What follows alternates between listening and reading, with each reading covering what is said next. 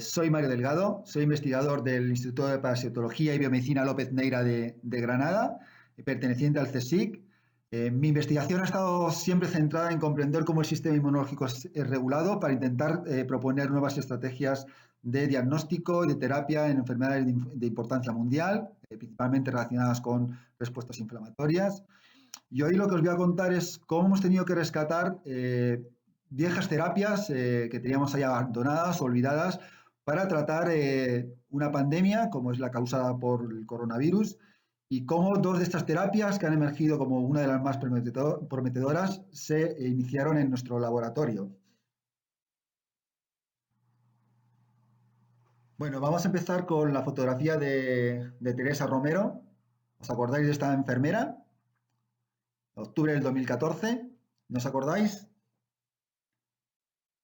Su foto apareció en la portada de la mayoría de periódicos, abrió los telediarios de medio mundo porque fue la primera persona que se infectó con ébola fuera de África.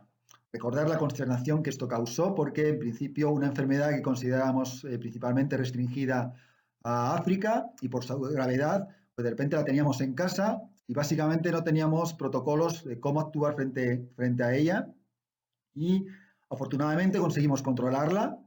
Aunque hubo algunos de los pacientes infectados que murieron, ella sobrevivió y aprendimos algunas cosas. Después de controlarlo y después de esta experiencia, pues se establecieron protocolos, comités, centros de referencia, etcétera, que en principio nos debería de mantenernos preparados a una nueva infección por ébola.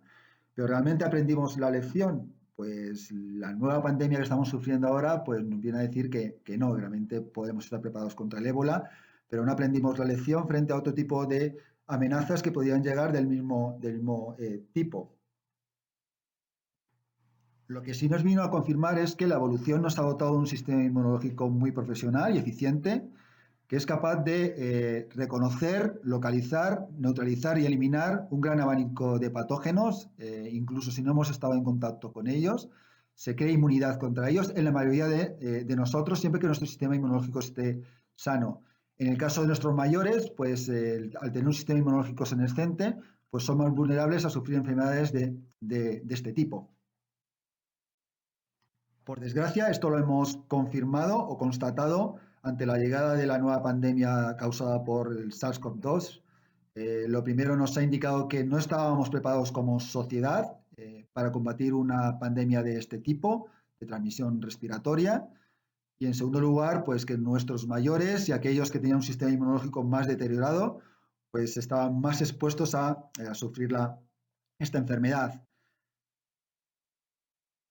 Vamos a ver brevemente cómo se causaría la enfermedad y para ello empezamos primero con una explicación muy breve de nuestro sistema respiratorio y cómo está íntimamente relacionado con el sistema circulatorio.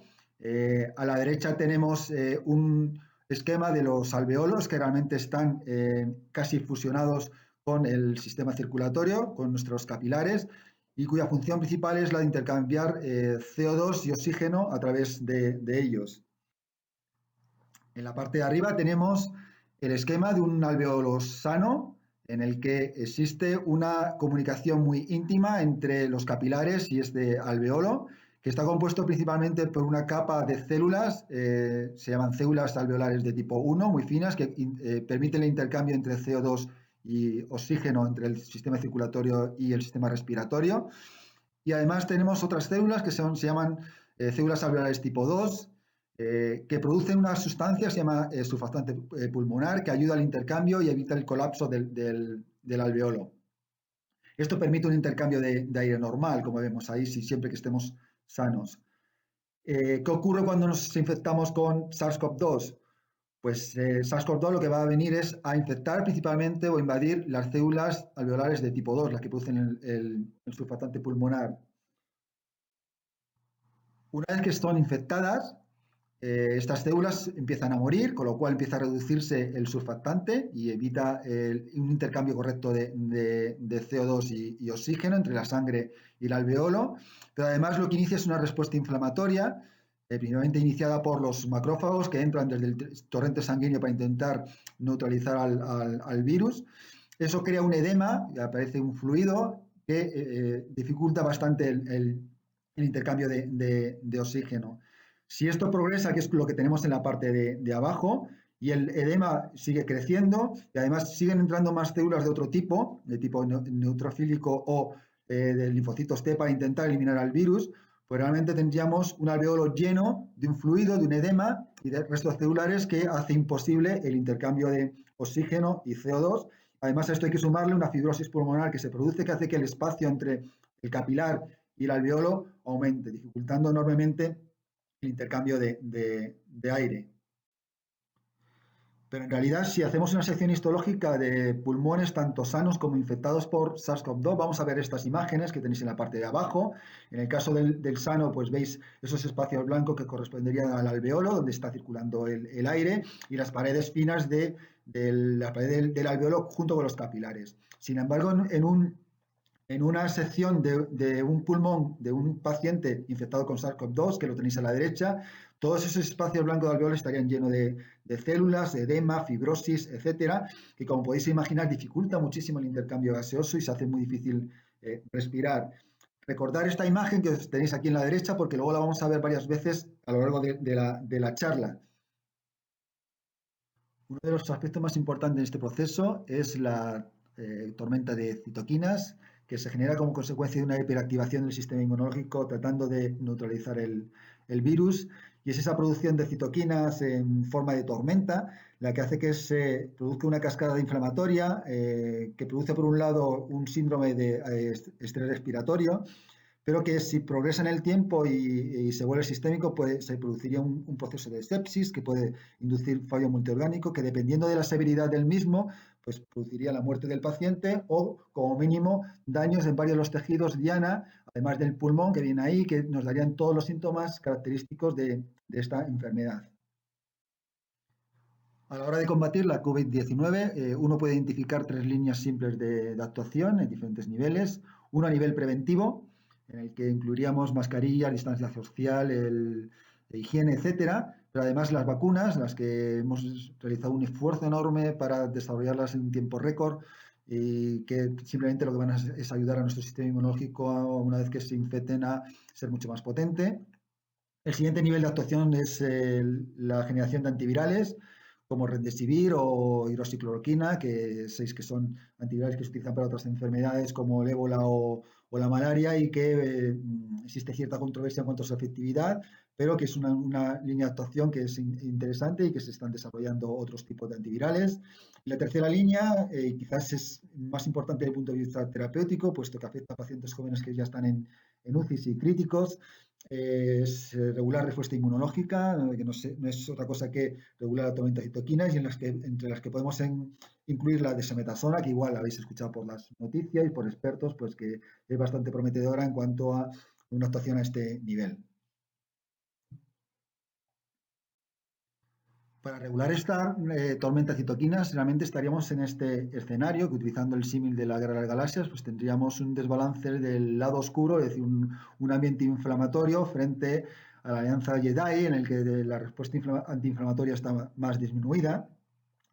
Y lo que se trata es de llevarlo hacia la homeostasis inmunológica sin pasarnos, porque recordar, como ocurría en la Guerra de las Galaxias, en el lado oscuro hay algunos que antes estaban en la Alianza Jedi y que lo necesitamos para combatir contra el virus, con lo cual realmente necesitamos agentes, fármacos que consigan rebalancear este sistema.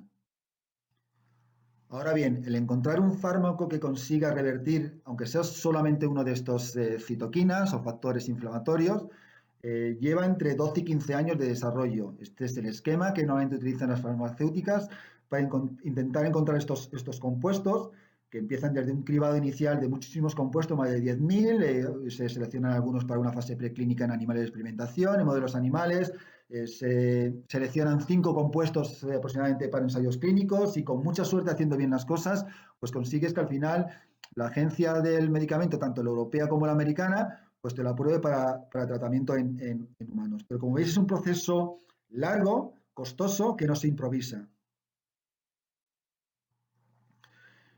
Nosotros hemos tratado de encontrar estos reguladores a través de diferentes estrategias, porque nuestra idea es no neutralizar solamente un agente, sino muchos de estos factores que participan en la respuesta inflamatoria, en la tormenta de citoquinas. Y las dos estrategias que hemos utilizado es el uso de células madre adultas y de neuropéptidos. Vamos a empezar en primer lugar por los neuropéptidos, con los cuales llevamos trabajando más de 20 años y que, como probablemente sepáis, son factores que son producidos por las neuronas para comunicarse dentro del sistema nervioso central, pero que nosotros encontramos que eran producidos además por el sistema inmunológico y tenían importantes funciones inmunológicas.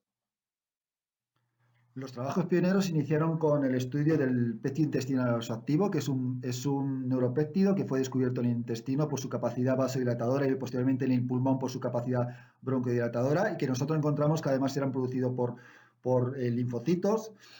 Como veis aquí, si inyectamos VIP en ratones que tienen sepsis, a los cuales le hemos inducido esta enfermedad sistémica por una endotoxina bacteriana llamada LPS, pues en la izquierda veis que en menos de 48 horas todos los ratones mueren debido a esta septicemia.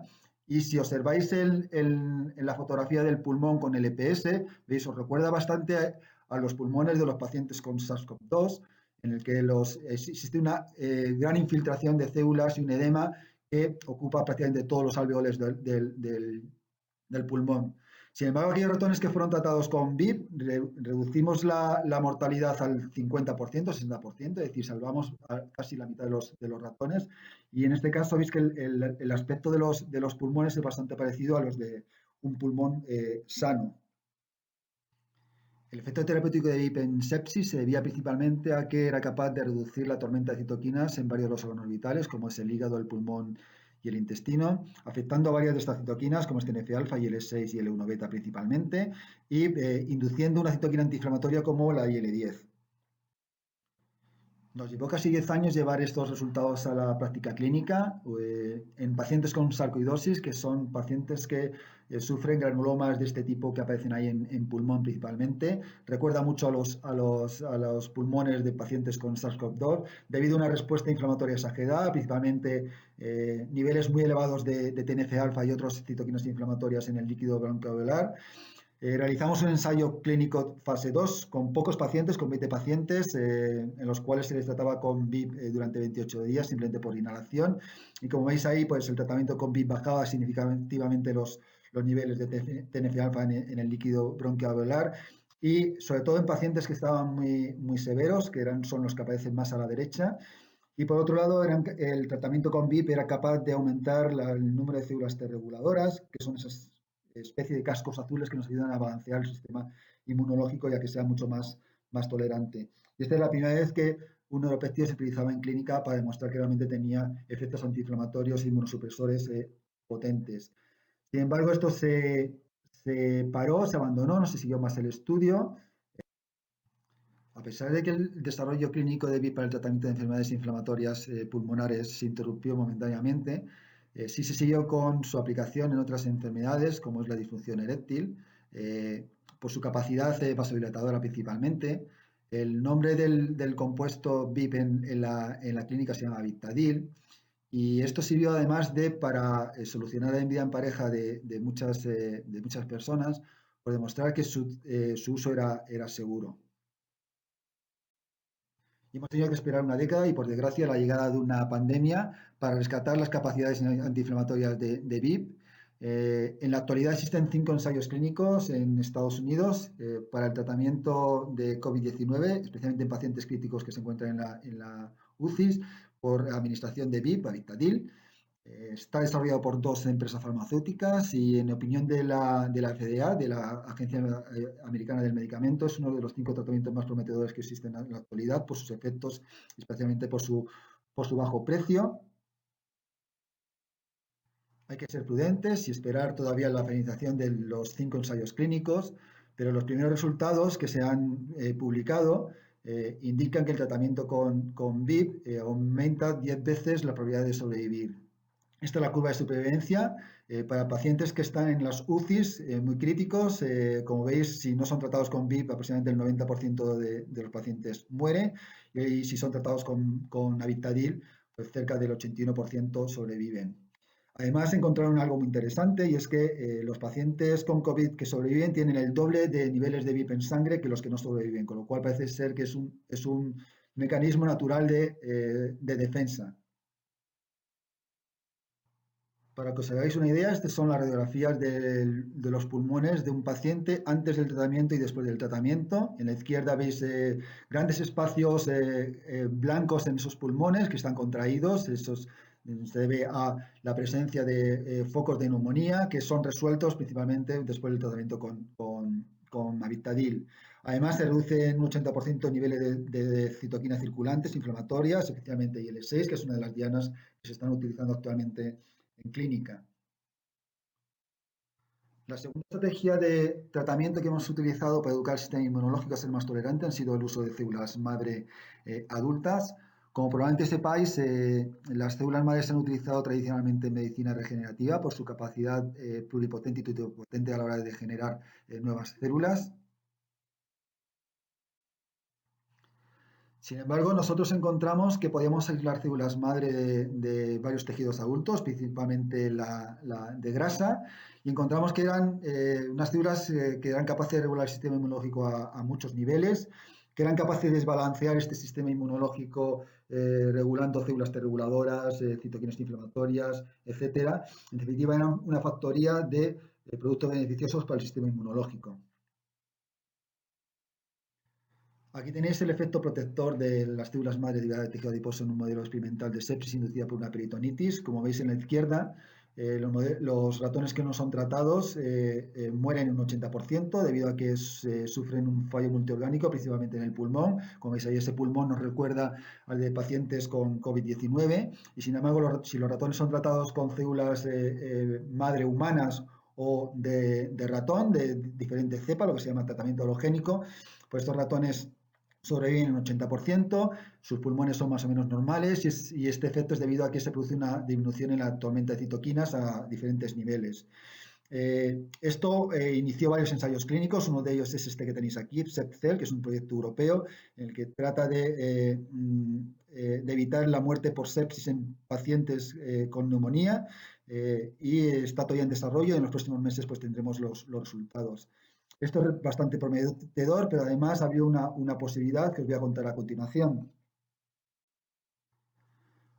Lo que nos permitió es cambiar un poco la visión histórica que teníamos en la terapia celular, puesto que la visión tradicional era el donante y el paciente eran la misma persona, se aislaba las células de este paciente, se tenían que procesar, se tenían que reinyectar en el paciente, y esto requería no solamente tiempo, sino instalaciones que muchos de los hospitales no tenían. El hecho de que nosotros pudiéramos tratar células madre de ratones diferentes y sobre todo de humanas en ratones cambió el panorama. Nos trasladó a un panorama que se llama escenario halogénico, en el que el donante es diferente al paciente, de tal forma que el donante de células madre puede estar en Granada y el paciente puede estar en Wisconsin, de tal forma que se produce el aislamiento, el procesamiento, y eso hace que esas células madre se puedan almacenar o enviar donde se encuentra el paciente. Esto lo que hizo es cambiar ese panorama, el interés por parte de las empresas farmacéuticas fue enorme y permitió el desarrollo de un medicamento que se llama Alofisel, que es el primer medicamento autorizado por Europa para el tratamiento de enfermos con autoinmunidad y que ha abierto la puerta a otros desarrollos de otro tipo de enfermedades. Esto ha hecho que, debido a este efecto de las células madres sobre la tormenta de citoquinas, pues se han iniciado más de 70 ensayos clínicos en el mundo para tratar pacientes con diferente gravedad. Ahí tenéis un poco la distribución por países y continentes de estos ensayos y evidentemente estos están creciendo en las últimas semanas debido a las expectativas que existen.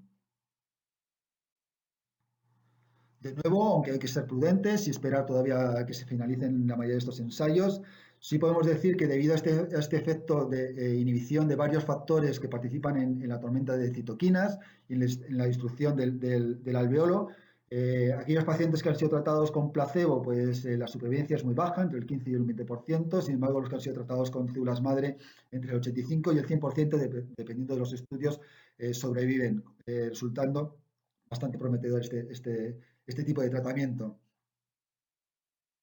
Y para finalizar, pues me gustaría poneros esta fotografía de la red de alta velocidad de España, de la cual evidentemente nos sentimos muy orgullosos, a pesar de que no todos lo utilizamos. Y vosotros diréis, bueno, ¿qué tiene que ver esto con todo lo que nos habéis contado?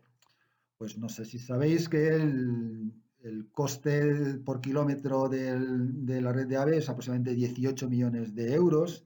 Y eso que se ha puesto ahí en el centro, entre Cuenca y Madrid, no son señales de obra, sino la rayita corresponde a aproximadamente menos de 2 kilómetros de AVE, que es 30 millones, que ha sido la inversión que ha hecho España en la investigación reciente contra COVID, que para nosotros ha sido extraordinaria, pero supone una raya en el mapa. Y ese cuadrado que tenéis ahí es la inversión que se hace por año para toda la investigación en todas las áreas. Eh, Evidentemente, esto tiene que mejorar para desarrollar una actividad investigadora que nos permita estar preparados para futuras pandemias. Porque la pregunta no es si va a haber más pandemias, porque esa ya la sabemos, es si va a haber más pandemias. La pregunta es cuándo y cuál. Por lo cual tenemos que estar preparados y quizás no depender de rescatar viejas terapias para tratar nuevas pandemias. Y este concepto de tratar desde el punto de vista de salud ambiental, salud humana y salud animal debe ser aplicado para que sea una única salud la que tratemos. Y este es el concepto que aplicamos en nuestro Instituto de Parasitología y Biomedicina López Neira, en el que investigamos enfermedades olvidadas y desatendidas, porque afecta a países del tercer mundo, en el que en esos países son epidemias como la malaria, la tripanosomiasis, etcétera, y que mañana van a ser pandemias del primer mundo, y la pregunta es si estaremos preparados para ello.